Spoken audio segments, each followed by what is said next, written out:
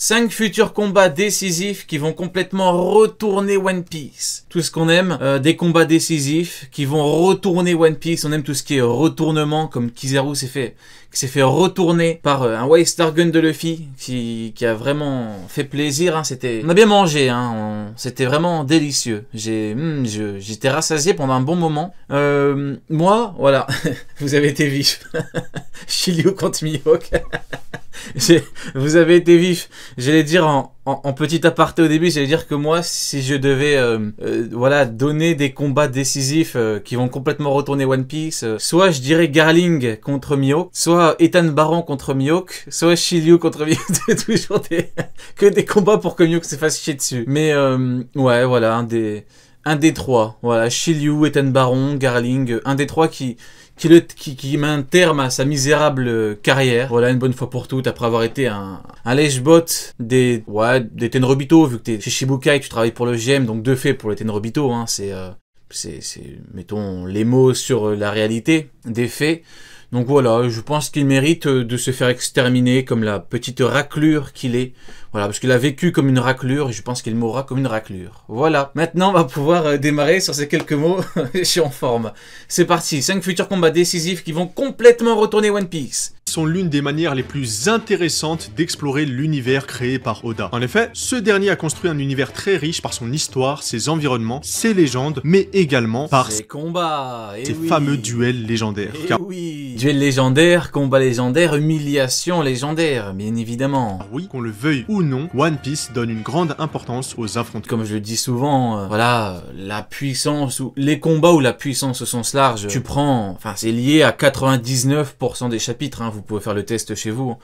Vous prenez 5 chapitres au pif, vous verrez que t'as soit un combat, soit un mec se chie dessus, soit un mec qui a peur, soit un mec qui veut combattre, soit un mec qui veut faire quelque chose et il a besoin d'être fort pour le faire, voilà, c'est comme ça. Donc raison de plus pour en parler, pour apprécier tout ça. Donc futur combat décisif, on mange. Permet de donner du dynamisme à l'œuvre et surtout de nous raconter des choses qui ne peuvent pas passer uniquement par des explications. Et c'est pour cette raison qu'aujourd'hui je vais vous présenter 5 futurs combats qui seront décisifs dans l'histoire de One Piece. Ces combats ne seront pas forcément des combats finaux, mais plutôt des combats qui donneront un tournant à l'œuvre. Alors, asseyez-vous, un petit pouce bleu pour la force. Vous savez, pour ce soir, j'ai essayé de chercher des vidéos sur Genie. Malheureusement, je n'ai pas trouvé. Alors, bizarrement, quand je tape True Power of Kizaru ou How Strong is Kizaru, il y a 1000 vidéos, hein. Franchement, il y a que ça, hein, pour vous servir. Il y a 1000 vidéos. Quand je mets explication of Genie ou Genie Death, alors là rien du tout, c'est silence radio, les gens n'en ont strictement et foutrement rien à foutre. Ça peut être regrettable, mais en tout cas c'est une réalité. Et c'est vrai que c'est dommage, à moi vous savez, Genie est un perso que j'apprécie énormément, donc je trouve ça, How Dead is Genie, je trouve ça regrettable. Rejoignez l'équipage si ce n'est pas déjà fait en vous abonnant et on est parti.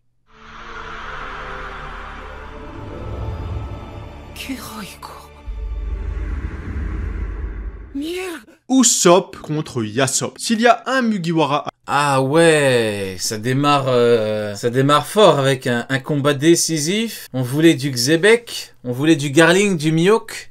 Toi mon frérot, tu nous parles de Ouflop. Alors ce que t'as à nous proposer mon frérot. Mais décisif, quelle est ta définition du mot décisif? Actuel qui doit faire ses preuves, c'est bel et bien Usopp. L'homme au long pif est décevant depuis un très long moment. En effet, depuis l'arc Dressrosa... En vrai, à la limite, tu me dis Van Augure, mais contre son daron, c'est particulier en vrai, hein, contre son daron. Où les gens le surnommaient God Usopp, ce dernier n'a absolument rien fait. Pire que cela, on a oui, il a raison, ouais, tout à fait, il a rien fait, il a eu de la chance, voilà, ce qui le caractérise, voilà, la chance.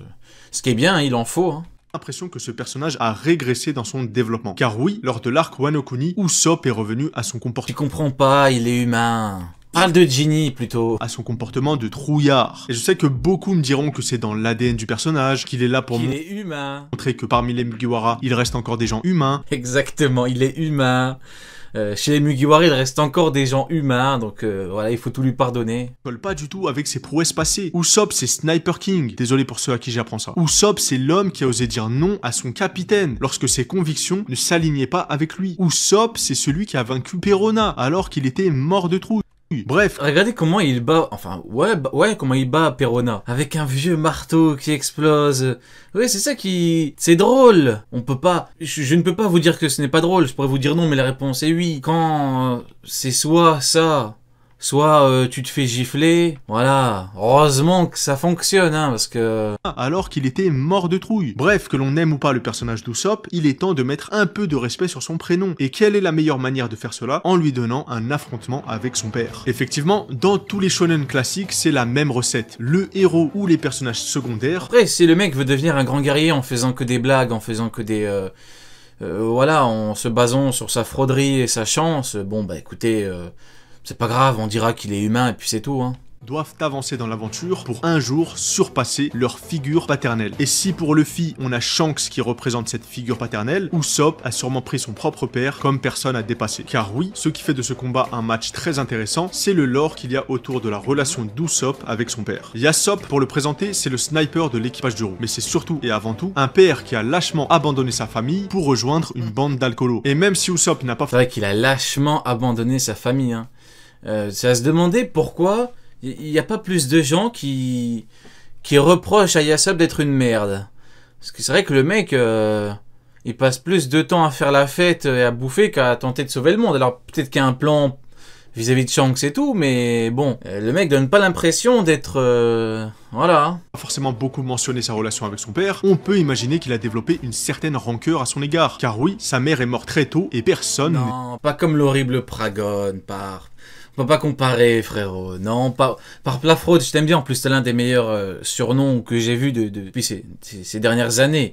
Mais non, quand même, Dragon, tu vois, il veut faire quelque chose de grand. Il y a Flop, digne père de Ouflop. Bon, ce n'est qu'un, comment on dit, un boulon dans le... Je sais plus c'est quoi l'expression. Dans le rouage, c'est ça qu'on dit, un boulon? Ce n'est qu'une pièce. Je sais plus c'est quoi le truc exact, mais voilà, c'est un commandant. Voilà, en plus, il est même pas premier, c'est les troisièmes. Alors que Dragon, tu vois, il est... Voilà, non, pas... Il y a Flop supérieur à Pragon, non, frérot, tu peux pas dire ça, quand même. Un peu de respect, s'il te plaît. Était là pour le guider. Pour moi, ce combat est gravé dans le marbre. Usopp et Yasopp partagent des similarités au niveau de leurs compétences au combat. Ce sont tous deux des snipers d'élite. Et contrairement à un combat de sniper repose principalement sur les talents au haki de l'observation. Et ça tombe bien puisque Usopp est parvenu à développer le haki de l'observation sur Dressrosa. Ainsi, cet affrontement permettra non seulement à Usopp d'atteindre de nouveaux niveaux dans sa maîtrise de l'observation, mais surtout, cela lui permettra d'enfin enterrer la hache de guerre avec son père et d'aller vers l'avant comme un homme. Ah, voilà. Bon, après avoir parlé de l'infâme Yaflop et de l'horrible Pouflop, parlons un petit peu de quelque chose, de quelqu'un de plus grand. Parlons d'une figure. Voilà, quelqu'un qui représente quelque chose d'immense. Il est grand temps de bouleverser le monde. Voilà. Regardez-moi ça. Dragon Le ciel se plie à sa volonté, les mecs. Pleurez, les anti-dragons, pleurez, pleurez. contre Akainu, l'homme le plus recherché du monde. Dragon contre qui? Ah, il y en a un dans le chat qui est... Bah, c'est l'horrible Rin qui avait dit contre Akainu. Bien joué, bonne prédiction, c'est exactement ce qu'il a dit. Dragon contre Akainu. Possède un rival de longue date. Un rival qui est aujourd'hui... Il est vrai que... L'infâme Akainu faisait que répéter le fils de Dragon, le fils de Dragon. On dirait que Dragon a volé sa femme, on dirait que sa femme l'a trompé avec Dragon. Ça se demandait c'est quoi le passif qu'il y a entre les deux. C'est un dinguerie, le mec il est obsédé par Dragon, c'est pas c'est quoi. Mais en vrai, Akainu il voulait aussi prendre la tête de Barbe Blanche. Hein. Et on a bien vu que Barbe Blanche, même Finito, voilà quoi, il a mis 2 patates, tu lui a dit coucher quoi. Et carrément le mec il est revenu que quand il est mort. Donc certes, on pourrait dire qu'il y a une espèce d'annonce, voilà, pour un pseudo combat décisif entre Akainu et Dragon. Bon, enfin, je vois pas trop un mec qui met 10 jours à battre un commandant de Barbe Noire. Franchement l'image est belle, hein. Akainu le chien ultime contre le mec qui veut libérer des peuples, hein. Mais franchement, voilà, tu mets 10 jours à battre un commandant de Barbe Noire, quoi. C'est pas... amiral en chef de la marine. Ce n'est pas là pour lui chier dessus, hein. Vous savez, l'admiration que... Non, je plaisante. Même pour rigoler, je peux pas dire ça. Et vous savez que j'aime chier sur Akainu, mais en vrai, je suis pas là pour ça. Mais un petit peu de sérieux, quoi. Au bout d'un moment, Dragon...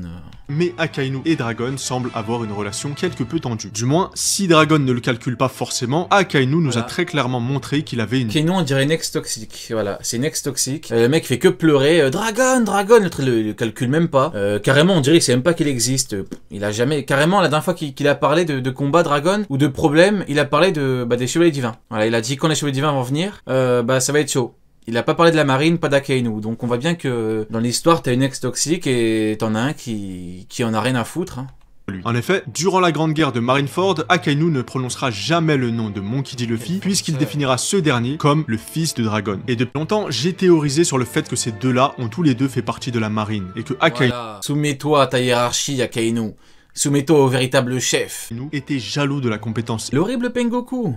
Au combat de Dragon. Et aujourd'hui, cette théorie est en partie confirmée, puisque nous avons appris que Dragon faisait partie de la marine il y a longtemps, mais que malheureusement, il n'a pas trouvé une correspondance à ses idéaux. Maintenant, pourquoi je suis convaincu qu'un combat éclatera entre ces deux personnages? Premièrement, c'est lié à leur statut. Akainu est amiral en chef. C'est lui qui protège la noblesse mondiale, là où Dragon veut les... Je sais pas, je préférais quand même voir un sabot contre Akainu, voilà. En plus, t'as l'effet un petit peu vengeant. On dirait un triangle. Le truc, c'est que il y a Dragon, enfin il y a Akainu qui cherche Dragon, mais c'est Sabo qui veut gifler, enfin qui aurait plus envie de gifler Akainu. Mais voilà, j'aurais plus Sabo, voilà, qui venge son frère et qui le tabasse, voilà, plutôt que Dragon. Je sais pas, Dragon, ça me... les attaquer directement. Ainsi, le destin semble tout tracé. Tôt ou tard, Dragon croisera à nouveau la route d'Akainu. Plus que cela, comme je vous l'ai dit, je suis convaincu qu'il y a une... Exactement, ne compare pas un chien à un dragon. Voilà, exactement, les dragons ne volent pas avec les chiens. Exactement. Tu as tout dit, tout à fait. Vous connaissez les aigles ne volent pas avec les pigeons. Et bien maintenant, vous avez les dragons ne calculent pas les chiens. Akainu aurait donc toutes les raisons au monde pour vouloir se mettre en travers de la route de Dragon. Pour se sentir mieux, il devrait vaincre l'homme qu'il aurait toujours surpassé au combat. Cependant, ce que j'ai en tête, c'est tout simplement Dragon qui humilie encore une fois Akainu en lui donnant une sacrée déculottée. Car oui, comme vous le savez, Dragon ne nous a pas encore fait une démonstration de sa puissance. Et ainsi, le voir...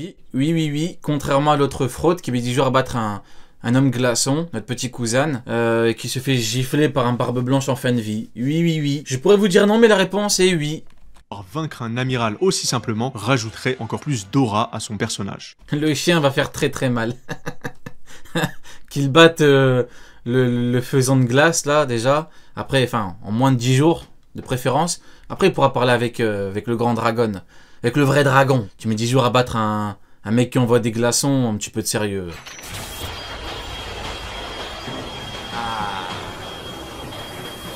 Les problèmes, les mecs. Les problèmes. Le wifi des rois. Le wifi. Magnifique. On mange. Très bonne description de ce qui s'est passé. Voilà, j'aurais même mis partage de co ou Bluetooth. Regardez comment il l'a puni. Hein. Regardez, ça c'est ce qu'on appelle une punition. Regardez-moi ça.